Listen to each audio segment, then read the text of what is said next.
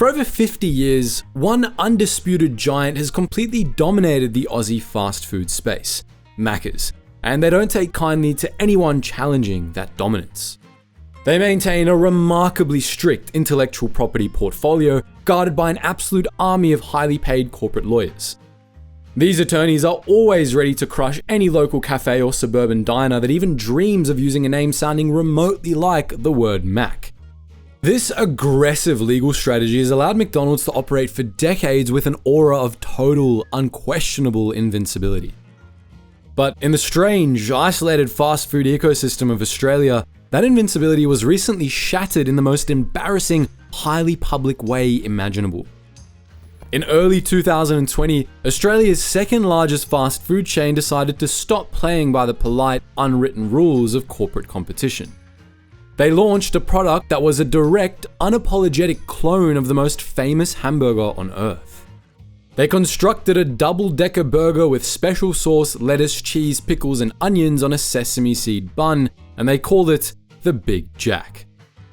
This brazen provocation was essentially designed specifically to taunt a global superpower and drag them straight into a courtroom. The stunt sparked a spectacular legal saga that tore right through the Federal Court of Australia, exposing the fascinating technical mechanics of trademark law alongside the dark arts of comparative advertising. As the battle highlighted the incredible hubris of these massive corporations, it generated endless headlines across major outlets like The Guardian, SBS News, and the ABC, successfully turning what should have been a boring legal dispute into a highly entertaining national spectator sport. This is the story of the Great Australian Burger War. If you look at the fast food hierarchy anywhere else on the planet, the ultimate heavyweight rival to McDonald's is always Burger King. These two giants have spent decades locked in a vicious global turf war for absolute burger supremacy. But in Australia, there's of course not a single Burger King restaurant anywhere in the entire country. The Australian fast food landscape is a complete geographic anomaly where the local rebel dominating the market is a wildly popular and fiercely independent chain known simply as Hungry Jack's. The origin of this geographic anomaly begins in 1971 with a Canadian-born businessman named Jack Cowan. Cowan was a highly ambitious entrepreneur who had already tasted success in the fast food industry by purchasing the rights to open Kentucky Fried Chicken franchises in Western Australia.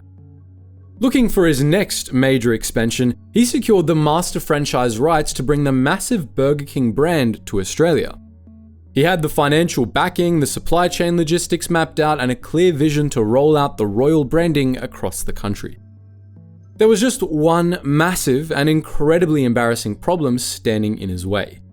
When the highly paid executives at the Burger King Corporation back in the United States finally attempted to officially register their name in Australia, they discovered they were completely locked out of the market. It turned out that a tiny and fiercely independent takeaway food shop down in Adelaide had actually trademarked the exact same Burger King nearly an entire decade earlier. This local operator was a man named Don Durvan, and he had quietly been making an absolute killing selling over 1 million burgers a year under that banner, while the American corporate giant completely failed to secure their own intellectual property down under. The American parent company essentially told Jack Cowan that the deal was still on, but he had to figure out a new name on his own.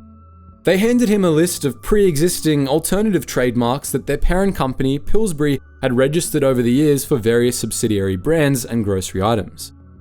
One of these trademarks was Hungry Jack, a brand name originally used for a line of pancake mixes in the United States.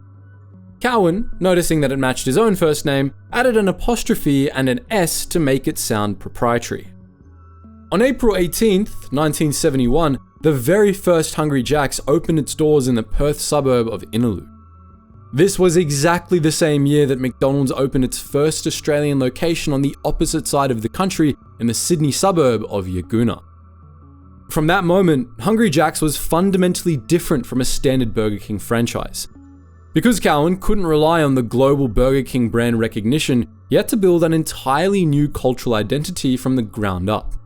He had to invent his own marketing strategies and his own jingles, eventually landing on the iconic phrase, "The burgers are better at Hungry Jack's." The burgers are better at Hungry Jack's. Operating completely cut off from the global safety net forced Hungry Jack's to develop a wildly scrappy and highly aggressive corporate culture. That rebellious attitude was put to the ultimate test during the 1990s when a massive civil war broke out against the Burger King Corporation itself. The moment that ironclad original Adelaide trademark finally expired, the American executives suddenly decided they wanted to conquer the Australian market under their own official banner. To clear the board, they launched a ruthless campaign to force Cowan out by deliberately refusing to approve any of his new franchise locations in a shady attempt to make him fail his contract requirements. Cowan didn't back down, and he took the global Burger King Corporation to the Supreme Court of New South Wales, arguing they were acting in bad faith to destroy his business. In 2001, he won a massive US $41.6 million judgment, and the American giant was forced to retreat, with Cowan absorbing their corporate stores back into the Hungry Jack's empire. This deep history establishes that the executive team at Hungry Jack's, led by Jack Cowan, possessed a corporate DNA forged in high-stakes litigation. They weren't intimidated by massive global entities or armies of lawyers, and they knew exactly how to fight in a courtroom, and more importantly, they knew how to win. Fast forward to the modern era. The rivalry between McDonald's and Hungry Jack's had settled into a highly profitable duopoly. McDonald's controlled the lion's share of the market, leaning on their massive logistical efficiency and family-friendly branding. Hungry Jack's maintained a strong second-place position, heavily emphasizing their flame-grilled cooking method as a superior culinary alternative to the flat-top searing used by the Golden Arches. The catalyst that disrupted this piece didn't actually happen in Australia. For decades, McDonald's routinely crushed small businesses and local diners by convincing courts worldwide that these three letters belonged exclusively to their brand. This strategy of brute legal force worked flawlessly right up until they made the massive mistake of picking a fight with a beloved Irish fast food chain called Supermacs. Founded by Pat McDonough back in the late 1970s, this regional heavyweight is an absolute cultural institution across Ireland. In 2015, Supermacs attempted to register its name as a trademark across Europe to facilitate an international expansion. McDonald's immediately deployed their corporate attack dogs to block the move, aggressively arguing that European consumers would be hopelessly confused and mistakenly assume the Irish chain was just another Golden Arches spin-off. The Irish chain responded with a brilliant, highly aggressive legal maneuver, and in 2017 they filed a formal request with the EU trademark regulators to completely revoke the Big Mac trademark. Their argument was rooted in a specific clause of European trademark law, which states that a trademark can be cancelled if it hasn't been put to genuine use for a continuous period of 5 years. Supermacs argued that McDonald's had registered the Big Mac name across a massive, sweeping category of goods and services, but was not actively providing evidence of commercial use across all those specific categories. This should have been an incredibly easy case for McDonald's to swat away. I mean, they literally sell millions of Big Macs across Europe every single day. All they had to do was provide overwhelming, undeniable proof of commercial activity. Instead, McDonald's legal team submitted a bizarrely weak portfolio of evidence. They handed the regulators a few affidavits signed by their own executives, some undated promotional brochures, printouts of advertising posters, and screenshots from their own websites. Much of the evidence lacked dates, lacked concrete sales volumes, and failed to prove a genuine commercial footprint for the specific legal categories they were trying to protect. The regulators at the European Union Intellectual Property Office looked at this lazy submission and made a ruling that sent shockwaves through the global corporate world. In 2019, they cancelled the Big Mac trademark in its entirety across the EU. Meanwhile, back in Australia, the marketing and legal teams at Hungry Jack's watched this spectacular European disaster unfold. They immediately recognized an incredibly rare moment of weakness in their biggest competitor and knew right away that the timing was perfect to launch a highly targeted, deeply public strike against the Golden Arches. That exact strike officially began to take shape in the middle of 2019 when Scott Bird, who was serving as the chief marketing officer at the time, handed down a very specific mission to his product development team. Bird explicitly instructed his culinary crew to design what they internally referred to as a club-style sandwich. In the fast food universe, that phrase is basically just corporate code for a hamburger featuring an extra piece of bread shoved right in the middle to perfectly separate two beef patties. The blueprint for this new sandwich was an absolute, unapologetic carbon copy of the McDonald's Big Mac.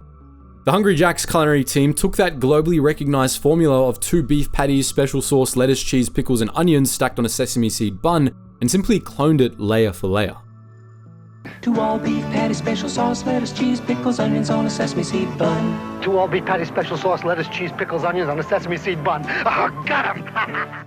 By early 2020, this brazen masterpiece was officially ready for a massive nationwide rollout. They cheekily called it the Big Jack and even launched a supersized variant they proudly dubbed the Mega Jack. When it came time to actually sell this thing, the marketing campaign was completely devoid of subtlety.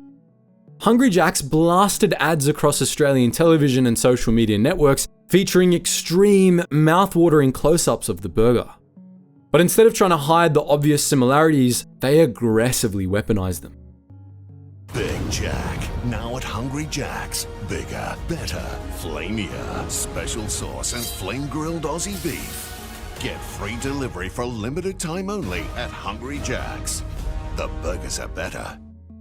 The ads deliberately panned the camera over every single copied layer we just mentioned, making absolutely sure the audience knew exactly which fast food giant they were actively mocking. They didn't bother trying to hide the inspiration. The entire premise of the product was a cheeky acknowledgement of the McDonald's Big Mac, followed immediately by the aggressive claim that the Hungry Jack's version was vastly superior. Hungry Jack's knew exactly how McDonald's operated. They knew that the McDonald's legal department would be forced to respond to such a brazen provocation, and if McDonald's ignored the Big Jack, they would look incredibly weak, especially coming off the back of the embarrassing Supermax disaster in Europe.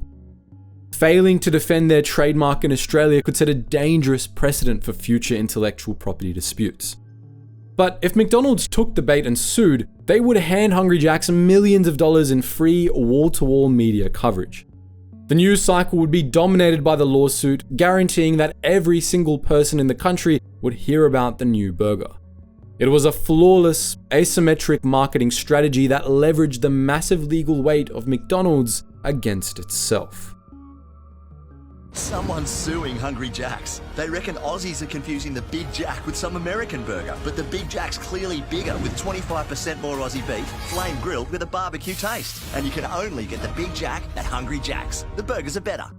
McDonald's fired back by filing a massive lawsuit in the Federal Court of Australia that officially accused Hungry Jack's of acting in bad faith.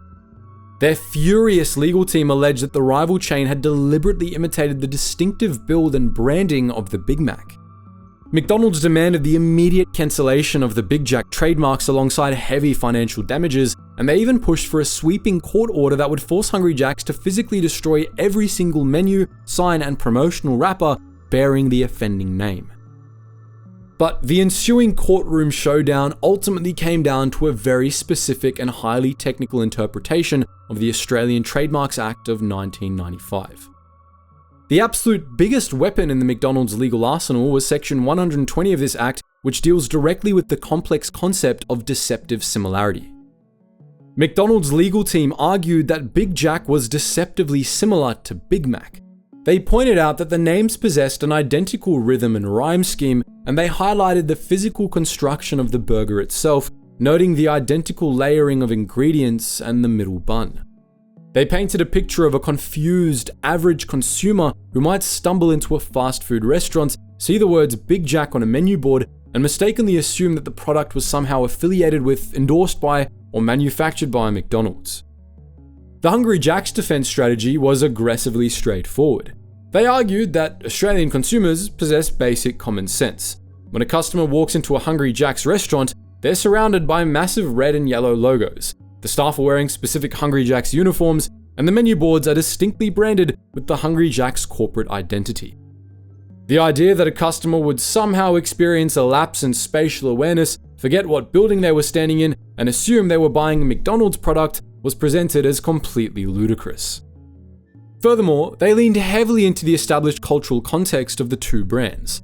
They are polar opposites in the market, and the defense argued that it was fundamentally impossible for anyone to believe these two fierce competitors were secretly collaborating on a single hamburger. The presiding judge, Justice Burley, noted that while both names share the word big, that specific word is purely descriptive. It's a highly common generic adjective heavily utilized across the entire fast food industry to describe portion sizes. No single company can claim a monopoly on the word big. The real battleground was the comparison between the words Mac and Jack. The judge found that while the words share a rhythmic similarity, they're completely different names with entirely different cultural and corporate associations. Mac is strongly, inherently associated with the McDonald's brand universe. Jack, on the other hand, is the fundamental core of the Hungry Jack's corporate identity. It's a widely recognized first name directly tied to the brand's founder, Jack Cowan. Justice Burley famously noted the phonetic differences, stating that just as the name Harry is distinctly different from the name Barry, a consumer is perfectly capable of distinguishing between Mac and Jack. The final ruling was heavily guided by a massive, game-changing legal precedent that had recently been handed down by the High Court of Australia. Just months before the burger verdict, the High Court issued a landmark ruling in a case called Self-Care IP Holdings versus Allergen. This case had absolutely nothing to do with fast food, and it involved the pharmaceutical giant Allergen, the makers of the highly lucrative anti-wrinkle treatment Botox. Allergen was suing a smaller cosmetics company that had used the phrase instant Botox alternative on its packaging. In that case, the High Court made a definitive, structural ruling that fundamentally changed how Australian courts assess trademark infringement. The High Court established that when a judge is determining if a trademark is deceptively similar, the immense reputation, historical dominance, and market awareness of the original brand are completely irrelevant to the legal test. You can't walk into an Australian court and argue that because your brand is incredibly famous, consumers are inherently more likely to be confused by a similar name. The legal test must be an objective, side-by-side comparison of the two trademarks on a blank piece of paper, entirely stripped of the massive marketing budgets, the cultural weight, and the historical dominance of the plaintiff. The precedent was absolutely devastating to the McDonald's legal strategy. The entire foundation of their argument implicitly relied on the idea that the Big Mac was so culturally dominant, so burned into the collective consciousness of the public, that any burger name mimicking its rhythm must automatically trigger confusion. Because of the self-care ruling, Justice Burley was legally obligated to strip away the cultural weight of the Golden Arches, and he had to ignore the billions of dollars spent on advertising since the 1970s. He simply had to compare the words Big Mac and Big Jack objectively. When viewed through that strict clinical lens, the names were deemed recognizably different. In late 2023, the Federal Court of Australia officially dismissed the trademark infringement claims, and it was a monumental, historic victory for Hungry Jack's. They had successfully navigated the complexities of intellectual property law and defeated one of the most litigious corporations on the planet. They retained the absolute right to use the Big Jack name, entirely validating their aggressive marketing strategy. However, the courtroom celebrations for Jack Cowan and his legal team were cut brutally short. The trademark dispute was only half of the lawsuit. McDonald's had a secondary claim tucked into their expansive legal filings, and this one was about to blow up in Hungry Jack's face in the most mathematically embarrassing way possible. The second front of the war was focused entirely on the Australian consumer law. McDonald's alleged that Hungry Jack's had engaged in misleading and deceptive conduct with the specific, quantifiable claims made in their advertising campaigns. The issue centered squarely on the loud, repeated boast broadcast across television and social media that the Big Jack contained 25% more Aussie beef than the Big Mac. In the realm of consumer law, a claim like that isn't treated as mere marketing puffery. Because it's a stated percentage, it can be rigorously and scientifically tested. During the trial, the sterile environment of the federal court was treated to the bizarre spectacle of food scientists, industry experts, and data analysts presenting highly detailed spreadsheets regarding the exact millimeter thickness and gram weight of cooked hamburger meat. McDonald's had actively mobilized undercover testing teams, and these experts systematically visited more than 50 different McDonald's and Hungry Jack's locations across the country. They purchased Big Jack burgers and Big Mac burgers, carefully disassembled them in controlled environments, scraped off the special sauce, removed the pickles, and meticulously weighed the cooked beef patties on highly sensitive scales to verify the 25% claim. The results of this culinary investigation were an absolute disaster for Hungry Jack's. The expert testimony revealed a fundamental flaw in the Hungry Jack's marketing logic. The marketing team had based their 25% claim on the weight of the raw, pre-cooked beef patties sitting in the freezer.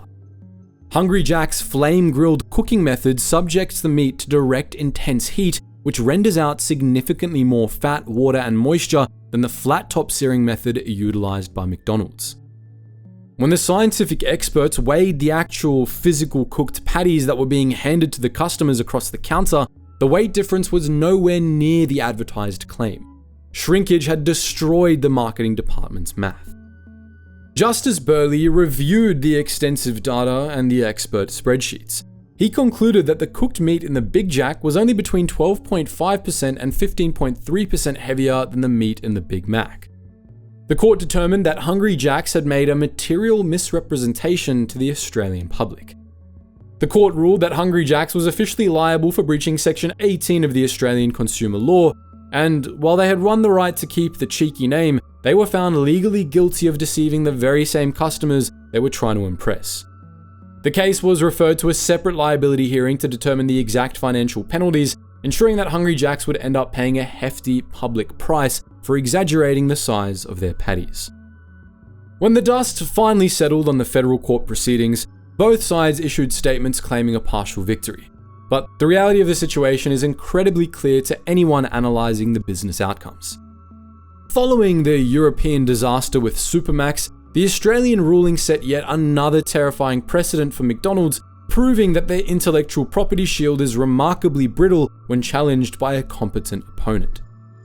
Hungry Jack's, on the other hand, executed one of the most successful, high-risk guerrilla marketing campaigns in Australian retail history. They absorbed the extensive legal costs and the impending consumer law fines as the ultimate calculated cost of doing business. The sheer volume of free media coverage generated by the 3-year lawsuit far exceeded the budget of any traditional advertising campaign they could have possibly run. They successfully positioned themselves as the plucky, flame-grilling local underdog fighting off the humorless, litigious global conglomerate. It perfectly reinforced their rebellious corporate identity, stretching all the way back to Jack Cowan's original battles in the 1970s. The Big Jack is back at Hungry Jack's. Still bigger and better with special sauce and flame-grilled Aussie beef. Grab one now and you be the judge. The burgers are better at Hungry Jack's. But what do you think? Did you actually try the Big Jack when it first hit the menu, or did you stay completely loyal to the Golden Arches? Do you think it's ultimately fair that a company can legally copy the most famous sandwich on the planet just by being cheeky? Or do you think McDonald's was completely justified in taking them to court? Let us know your thoughts in the comments section below, and as always guys, thanks so much for watching and stay curious.